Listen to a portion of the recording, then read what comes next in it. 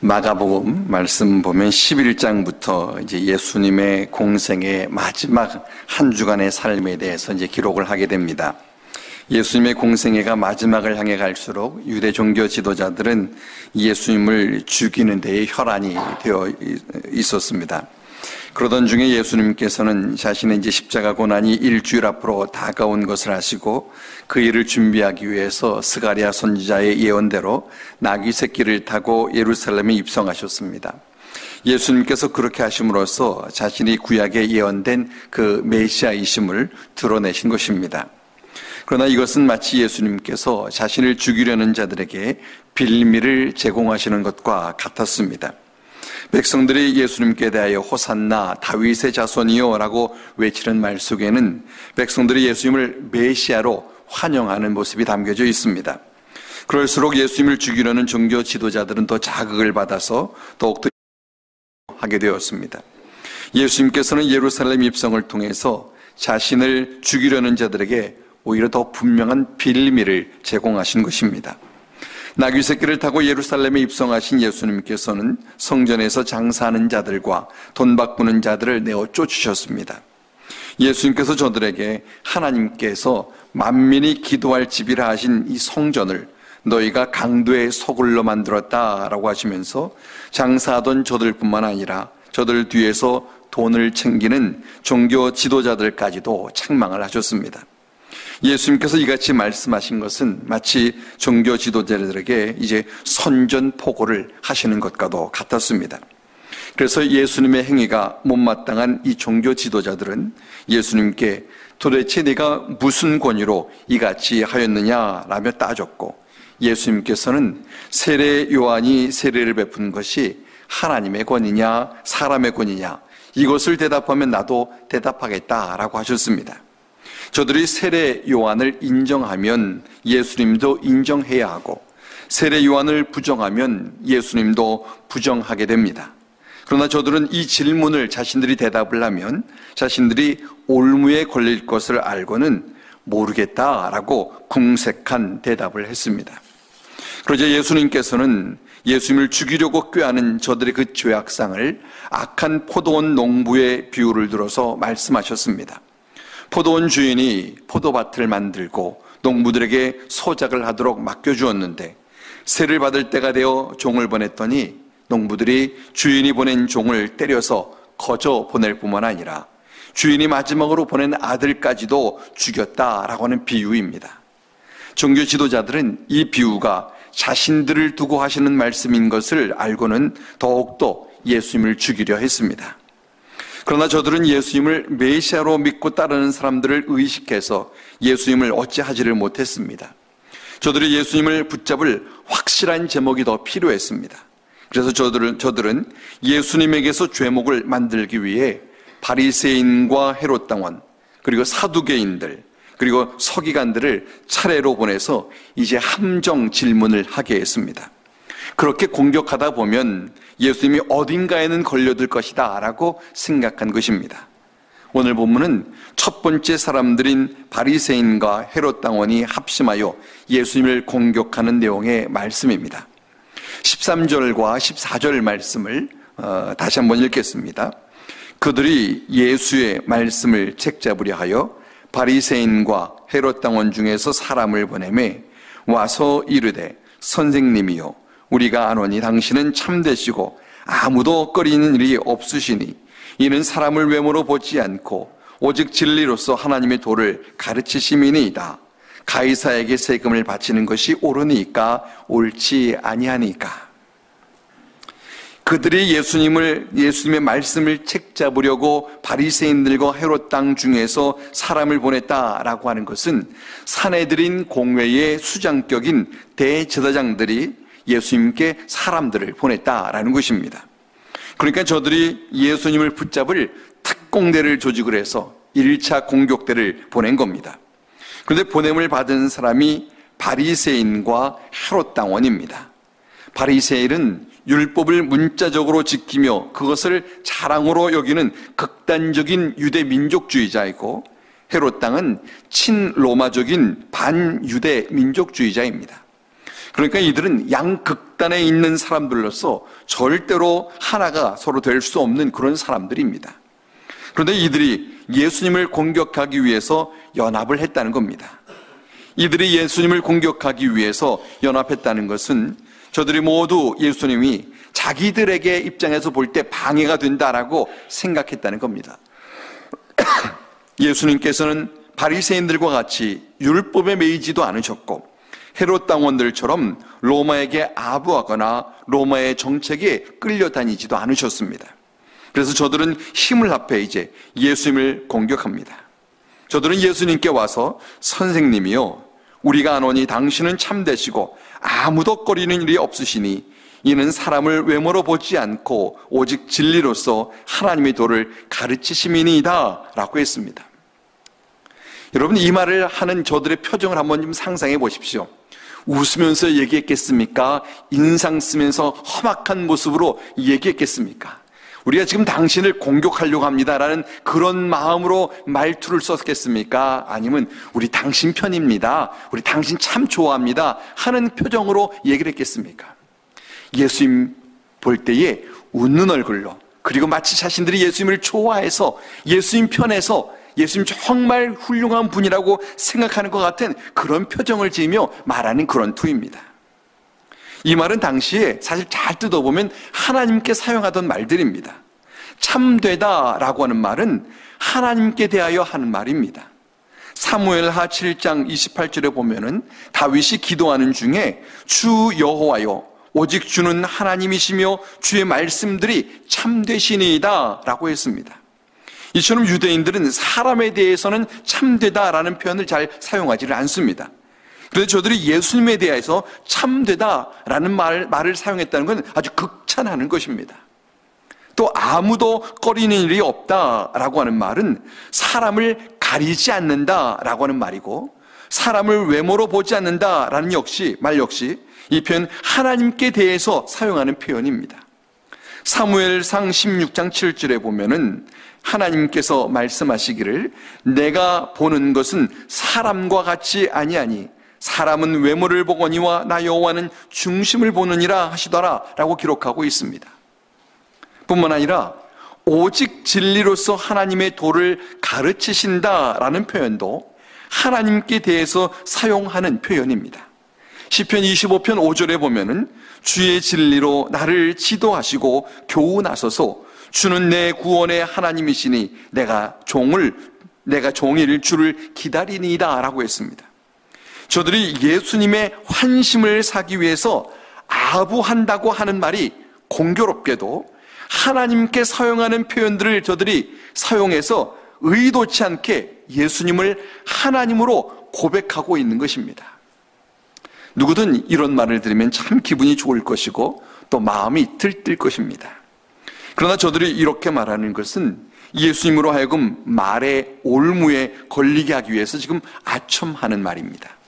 저들이 이렇게 예수님께 아첨의 말로 기분을 좀 띄워서 예수님이 저들에 대한 경계를 늦추고 마음 편하게 말을 하게 해서 예수님의 말에서 꼬투리를 잡으려고 하는 수작입니다. 그렇게 해서 예수님을 종교적으로 고발을 하든지 아니면 정치적으로 고발을 하든지 해서 예수님을 죽일 빌미를 잡으려는 겁니다. 그래서 저들이 이렇게 예수님을 띄우는 말로 아부한 후에 예수님께 가이사에게 세금을 바치는 것이 옳으니일까 옳지 아니하니까 라고 물었습니다. 이 말 역시 저들이 웃음을 띠고 눈은 반달 모양을 하고 아주 친절하게 좋아하면서 말하는 듯 말했을 것입니다. 당시에 바리새인들과 헤롯 당원들 간에 가장 예민한 사안이 로마 정부의 세금을 바치는 문제였습니다.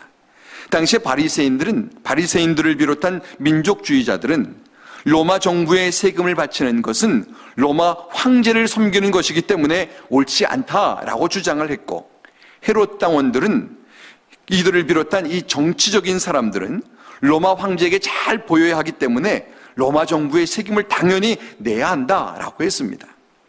그러나 당시에 이 문제는 정치와 종교가 묘하게 얽혀져 있기 때문에 누구도 명쾌한 대답을 용감하게 하지를 못했습니다.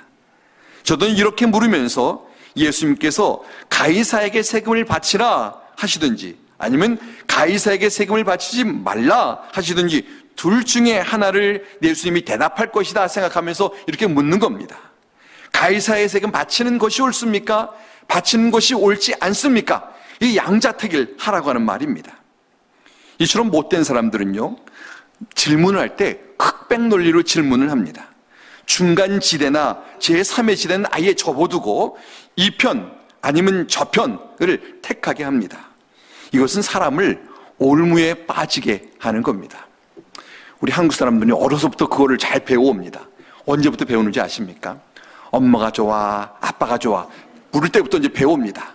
그러면서 자꾸 이제 생각을 하는 겁니다. 엄마를 좋다 그러면 아빠는 섭섭할 것이고, 아빠가 좋다 그러면 엄마가 섭섭할 것이고, 대답도 못하고 망설이게 만드는, 이게 어릴 때부터 훈련받는 건데 이게 별로 좋지 않은 겁니다.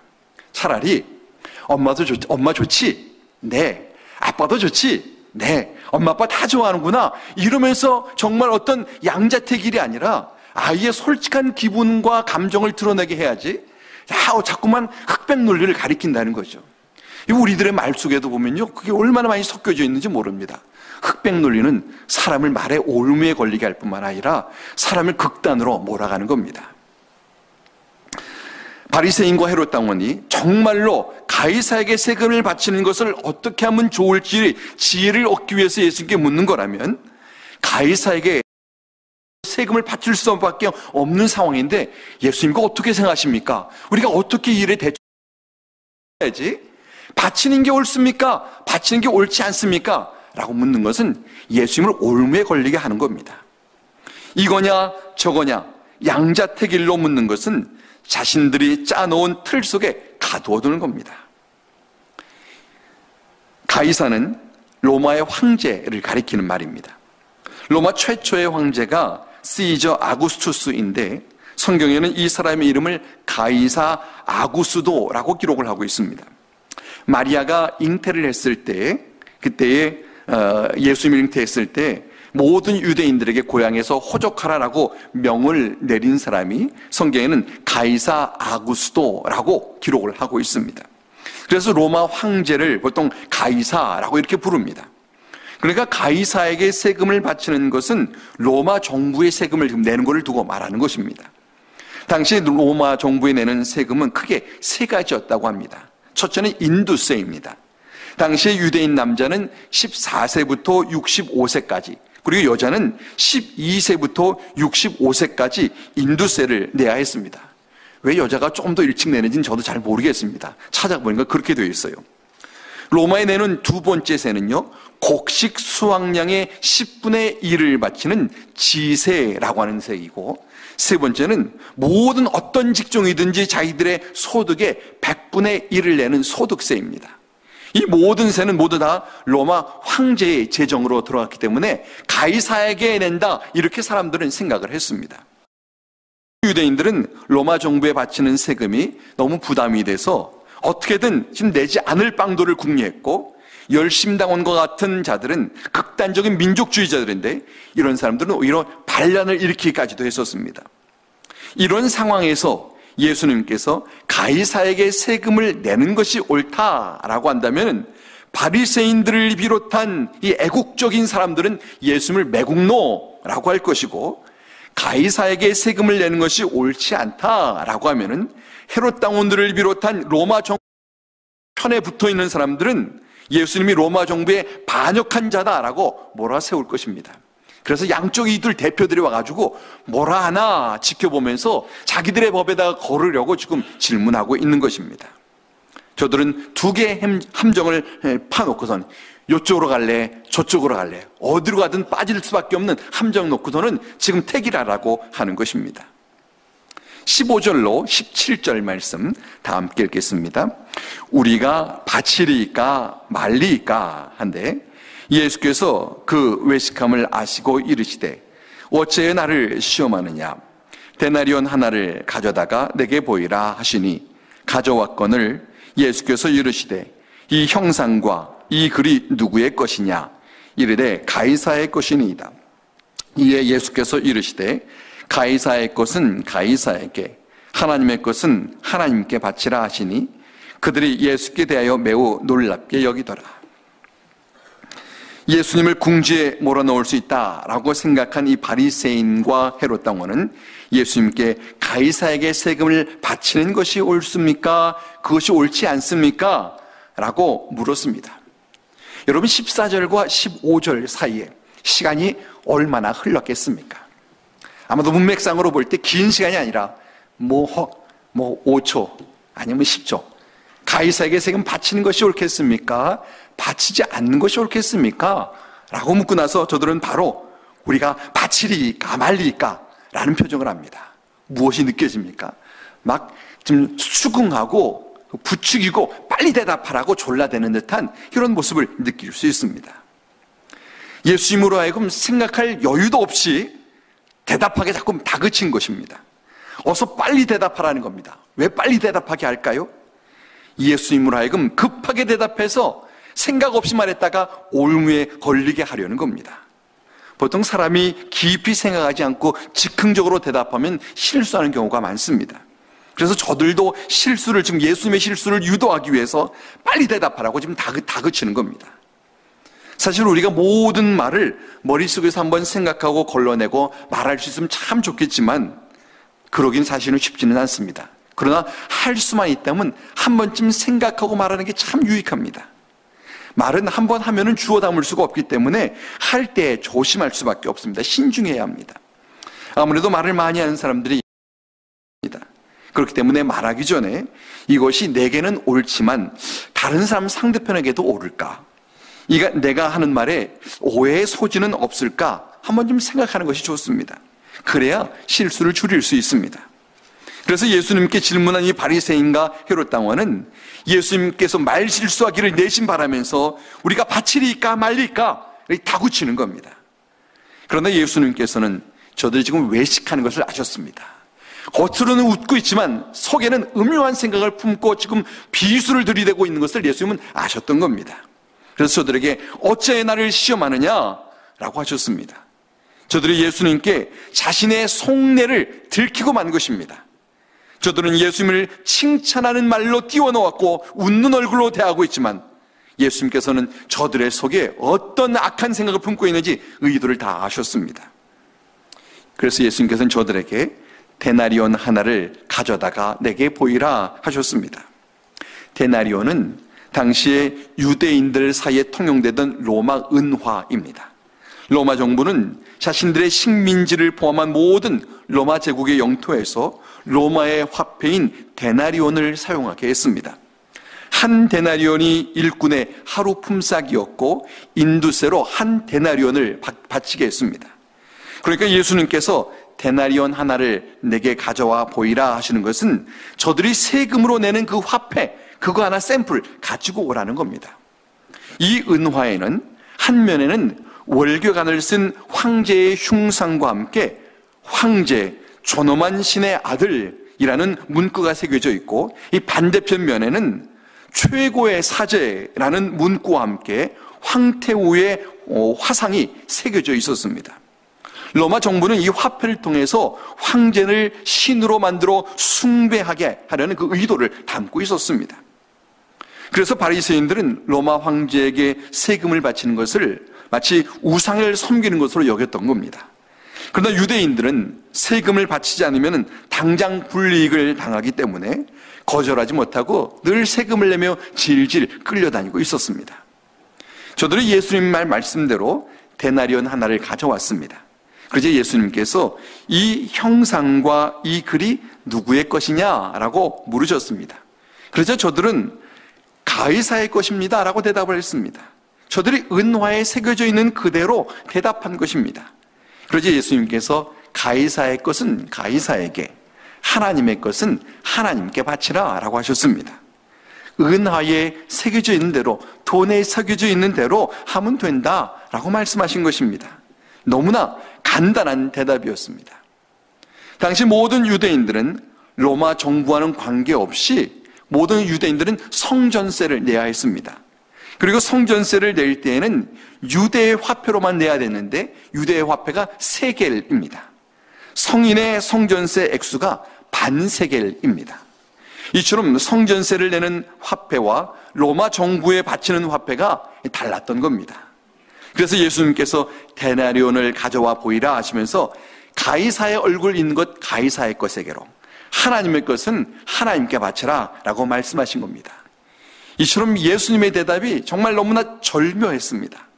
인두세 내는 화폐와 성전세 내는 화폐가 다르기 때문에 예수님께서 성전세 낼 때는 하나님의 것은 하나님께, 인두세 내는 이 로마 화폐는 로마 화폐 내는 그 당사자들에게 말씀을 하신 겁니다. 예수님께서 이같이 말씀을 하시자 예수님을 공격하러 왔던 저들은 매우 놀랍게 여겼다라고 본문은 기록합니다. 저들 생각에는 자신들의 이 질문이면 예수님이 도저히 빠져나갈 수 없을 것이다라고 생각을 했는데, 예수님께서는 정말 너무나도 쉽게 그 올무를 벗어나신 것입니다. 사실 저들의 질문이 저들의 수준에서는 빠져나갈 수 없는 질문이었을 것입니다. 만일 저들 중 누군가에게 똑같은 질문을 했다면 저들은 바치라 마라 이 두 대답 중에 어떤 하나를 하면서 올무에 걸려들 수밖에 없었을 것입니다. 그러나 저들은 예수님을 몰랐던 겁니다. 저들은 예수님을 그저 자기들 수준에서만 생각했기 때문에 아마 분명히 걸려들 것이다 라고 생각한 겁니다. 그러나 자기들의 생각을 뛰어넘는 예수님의 말씀에 저들이 그만 압도되고 말았습니다.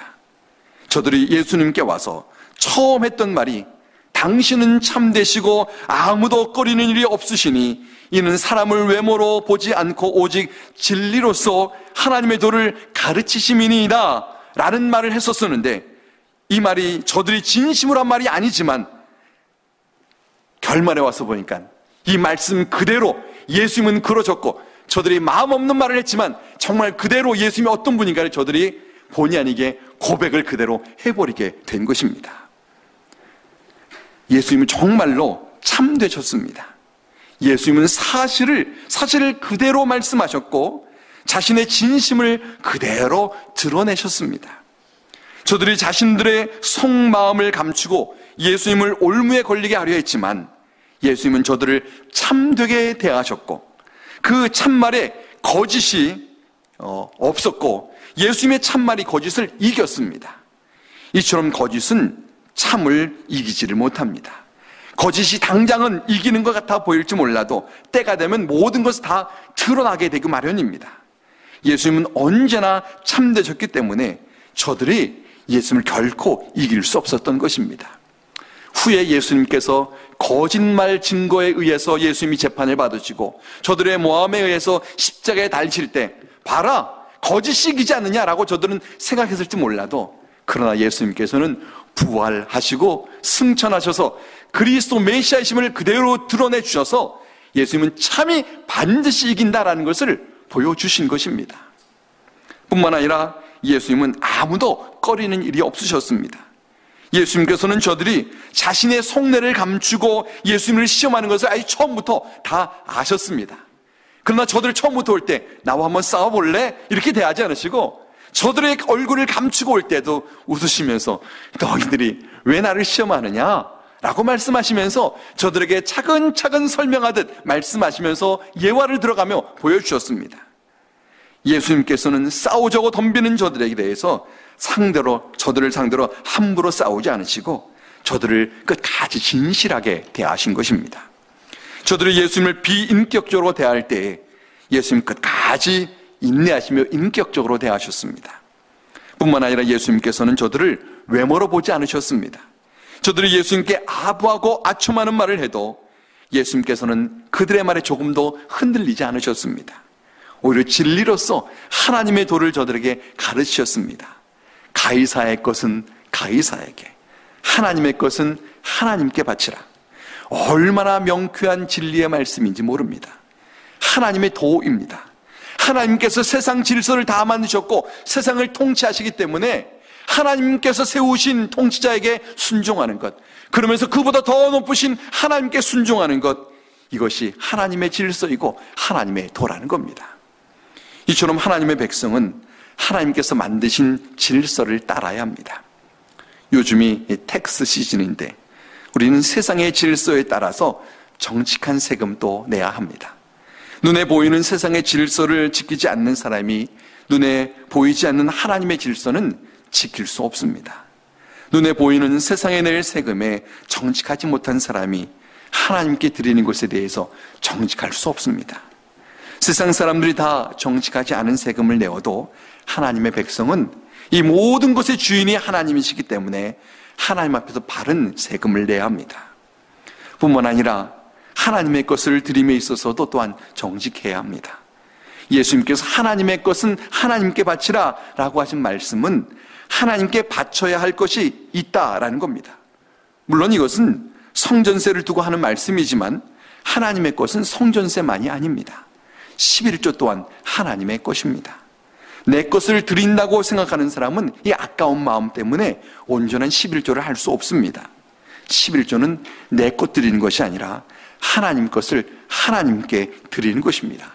처음부터 하나님의 것이고 하나님께서 내게 맡기셔서 내가 얼마나 잘 관리하는가를 보시기 위해서 내게 맡기신 것이지 내가 갖고 있다서 내 것이 아니라고 하는 것입니다.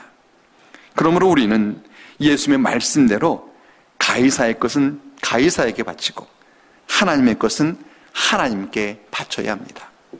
오늘 설교의 제목이 무엇인지 기억하십니까? 가이사의 것은 가이사에게, 하나님의 것은 하나님께입니다. 우리가 가이사의 것은 가이사에게, 하나님의 것은 하나님께 드려야 합니다. 그래야 물질의 유혹을 받지 않고 내가 가진 것을 기쁨과 감사로 사용할 수 있습니다. 사탄은요, 우리를 물질로 시험을 합니다. 사람이 제일 잘 넘어가는 것이 물질이기 때문에 이 사탄은 이 물질로 시험하는 걸 결코 놓치지 않습니다. 만일 우리가 하나님의 말씀에 근거한 바른 물질관을 갖지 못하면 시험에 넘어갈 수밖에 없습니다. 가이사의 것과 하나님의 것을 구별해서 가이사의 것은 가이사에게 바치고 하나님의 것은 하나님께 바쳐서 물질을 바르게 관리하는 하나님의 선한 청지기로서 살아가는 우리 모두가 되기를 주의 이름으로 간절히 축원합니다. 기도하겠습니다. 살아계신 하나님 아버지, 사실 우리 모두가 물질 문제만 나오면은 참 마음이 조마조마하고 또 마음속에서 정말 소심한 마음이 들고 그리고 마치 누가 보지 않으면은 내 것 좀 더 챙기려고 하는 이런 마음이 내 안에서 자꾸만 일어나고 생기는 연약한 자인 것을 고백하지 않을 수 없는데, 하나님, 모든 물질의 주인이 하나님이시고 하나님이 이 세상의 질서를 위해서 통치자들을 세우시고 그들로 하여금 세금 또한 걷게 하는데, 하나님, 우리들로 하여금 이 세상 통치자들보다 더 높으신 전능하신 하나님이 우리의 모든 것의 통치자이심을 분명히 믿고 하나님의 말씀에 따라 하나님 하실 역사에 따라 이 세상의 질서에도 정직하게 하시고 바르게 하시고 하나님 앞에 서서 하나님께 드리는 문제에 있어서도